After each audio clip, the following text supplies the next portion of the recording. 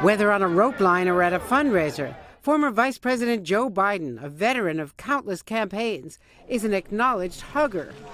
But Lucy Flores, a Nevada Democrat Biden campaigned for in 2014, says before she introduced him at a rally, he got too familiar, telling NBC's Casey Hunt.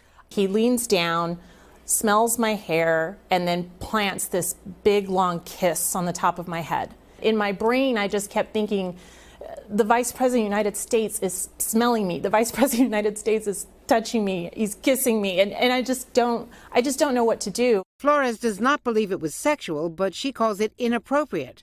The incident apparently corroborated by correspondence reviewed by NBC News. Flores says she went public now because she feels it's relevant to the 2020 election, but denies it was to help Bernie Sanders, whom she endorsed in 2016. Biden issued a statement saying, "In my many years on the campaign trail and in public life, I have offered countless handshakes, hugs, expressions of affection, support, and comfort. And not once, never did I believe I acted inappropriately. If it is suggested I did so, I will listen respectfully, but it was never my intention." Biden also getting support from Stephanie Carter, wife of former Obama Defense Secretary Ash Carter.